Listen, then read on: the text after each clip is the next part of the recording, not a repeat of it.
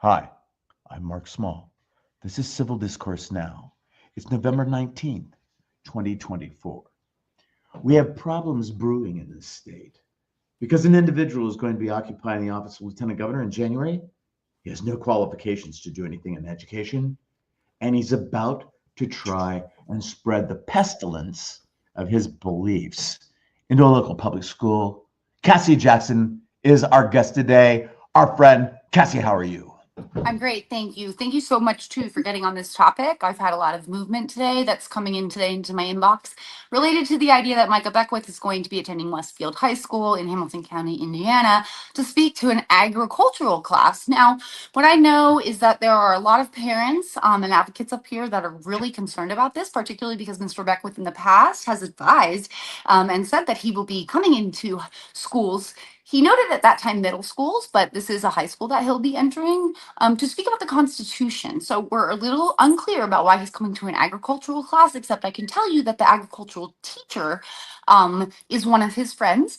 And I'm going to be exploring that more. But I think what parents are really concerned about is the students who are going to be in his presence. And are we going to talk about food and agriculture? Are we going to talk about that? Or what are we really going to talk about, since you promised, you being Mr. Beckwith, that you'd be talking about the Constitution with our students?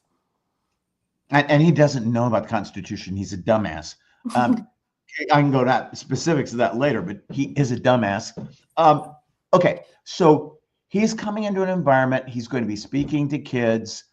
What has been his real one of the things frequently he frequently refers to in terms of LGBTQ plus rights and kids? Yeah, so he has all kinds of problems with LGBTQIA flags. We have posts on him, and everything that I'm going to say in this, I just want to mention, like, I personally, as a social justice activist, I have receipts. I'm not going to say things that can get me defamation lawsuits, but we have posts from Mr. Beckwith on how upset he is about this rainbow flag, and that goes back for years. Multiple posts on that. He absolutely has one of the most upsetting stories to me, and I'm going to try not to get emotional, is that he told a parent whose child committed suicide. And this was a few years ago, and the child was non-binary, did not, I believe, did not identify as straight, and told that father to his face that the child was likely possessed by a demon. And so that's what happens when humans are possessed by demons. The natural way for that to, be rid is for God to, right, make sure Yeah, they're no longer alive. And so he said this to a father's face about their deceased child. And I'm off track now because that story alone. What were your yeah, questions? wait, no, just a footnote. I'll say not only is he a dumbass, he's an asshole. I Uh, mean, he doesn't know about the Constitution, and Mark, but can you talk to us about what he says he's a professional on after hearing what he just said to that father of a deceased child? oh, I mean, you shouldn't do anything like that. I He's mean, a you're professional in morality, correct? he says that he's an expert on morality. That's right. It's the expert, Now, right? in an odd way, if one believes Satan exists and is bad, one could say that Satan is an expert on morality too. That And is so true, Mark. yeah, and actually, he might be the one that's talking to Beckwith all these different Well, times. you know that Beckwith thinks he's hearing from some kind of supernatural being or deity. And so, how do we? That's a great point. How in the heck do we know? Micah, you're like a Micah. Micah, it's me and Jimmy Deacon. Micah. Sorry, eh? But when we're That's looking at local schools and kids having problems, and look, I mean, it sucked being in junior high when I was in junior high. It's now middle school. It sucked being in high school in a lot of ways, and you got all these different, you're changing in life. A lot of things are going on, and to have somebody who's saying that you have no legitimacy in who you are, that's that right. you're But evil if you go this path. mhm. And I think that That's what should also, yeah, go ahead. I didn't mean to interrupt you. that's what I'm saying. I think that what's also really sad is that we cannot pretend that at the age of teenage, right, in high school, where you do have access to things, that these kids also are not aware of the political climate around them and also how their parents feel, right? So there is a palpable fear in many households right now with kids that are normal, right? And kids that identify differently or have disabilities or have XYZ, there's a real fear among parents, right? And these kids will feel that. They are not stupid. The fact that there are already parents pulling their kids on Thursday from high school that aren't even from Westfield High School that aren't even in this class. They don't even want their child to have to be in his presence potentially, like accidentally pass him in the hall.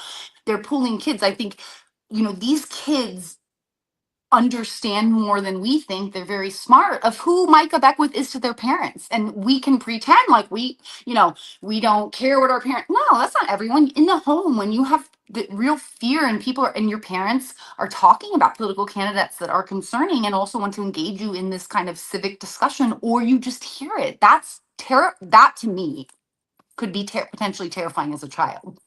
Well, and Beckwith is not show the backlash in the community. James Briggs is an editorial writer for the Indianapolis Star. He posted an item yesterday, I believe, where he said, people were telling me, love it or leave it, I'm staying here. So he's getting public backlash for having lipped off to Beckwith. And Beckwith, just so everybody knows, Beckwith challenged me to a debate years ago, has never followed through on that. But then is pressing Briggs to have a debate. Beckwith, you want it? You come to me, you little bastard. Seriously, you are such a little bitch, Mike. I'm just gonna say it. The fact that you want to go after a journalist, no, leave him alone. He does his work. You should come after someone who has history in debate. You have consistently denied Mark Small debate, and there is a reason for that, and that is because you don't have the fucking courage, dude. Like, if you did, and Mark, let's just be real.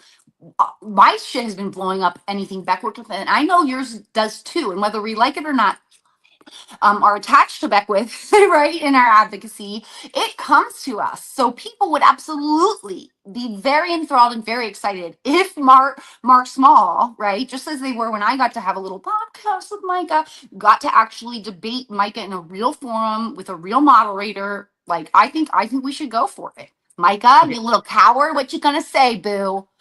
Okay, so and here's the other thing. I mean, when you have somebody in a community who's trying to really rouse up hatred and telling people either love it here or leave it, let's look at it at a different level. If you want to press somebody and say leave here unless you accept what we're going to do to you, that is denying people their civil rights. One, two, more than likely, the people that they're saying love it or leave it are going to be more highly educated and be providing more important services to the community. So people are saying love it or leave it. You might want to reconsider that. It's something that I'm getting angrier with all the time, with the way people seem to be assuming that this somehow is a country that doesn't tolerate people's views under the name of freedom. Right. And I can speak to that from medicine, because people say that to me both as a psychiatric provider, also as an abortion provider. And I'm just going to tell you this. We see statistics already of OBGYN profession, who's coming to Indiana after residency to practice, who's coming to the states that are really, really restrictive on if they can practice in the event that it comes up, even an OBGYN routine care, an abortion or a DNC. Do you think we're going to get the best graduates in the country coming to Indiana? No, do you think the medical students that graduate with honors are going to come and practice in a state that restricts their personal and medical belief that abortion is healthcare? They're not. And guess what's going to happen with that? The statistics of pregnant morbidity and mortality are going to go all the way up in this state. Yeah, so the pro-life people really have a spike in numbers. But here's the thing: it not only is they're not wanting to be associated with a practice like that. Physicians that are in those fields of practice are not even those fields. Wait. Too. Sorry, go. ER rooms, any of that, they have to worry about possibly criminal prosecution for something that laws are being passed by people who are basing on like middle ages of witchcraft or something, which like, well, you can't do it because that's a human being in form or some crap. So what we have to do is this: tell them, no, it's not love it or leave it. People who really understand science are really kind of supportive of these things. If you don't like it, we can discuss it. If you won't discuss it, guess what? You don't get to lip off to me if I don't know what I'm doing. If you and I would say the same is not just for that, but for like constitutional and laws. Like, you can't, what? Like, no way. Yeah. Now on the other hand, if somebody in a little header says Beckwith strikes back or Micah strikes back, it doesn't really happen. Having people go out there and say that earlier, I think it's Sorry, I called. was late to that. Yes, keep If going. you got a sidekick, like Liberty Valance had Strother Martin, Liberty, that's kind of that's Strother Martin's voice there. It's not Liberty. That was Lee Marvin actually saying. Oh my gosh, I'm so sorry, Mark. I'm going to interrupt you because I just thought of something and I'm going to lose it. Go ahead. We're talking about leaving the country. Micah's, so I have heard today, and let's fact check this. And let me just say before I say it, let's fact check it, but it's not something outrageous or that we can't. Micah's new, or one of Micah's campaign managers now, his name is Omar. I don't remember his last name. It starts with an H. Again, I come with receipts. Has a history of telling people who don't agree with him to leave the country, and he's a brown man. So we should talk about how much he wants to be up the ass of Micah Beckwith. And that's, I just had to bring that up because the people that are going to watch this that are my people know exactly who Omar is. And that's very, very sad for you, sir, because you will not be safe when police that don't know you think you are an illegal immigrant. No. You can't go there. You can't say you won't be safe. You're saying If police, okay, let me go over. Let me start over. Because he's not a white person.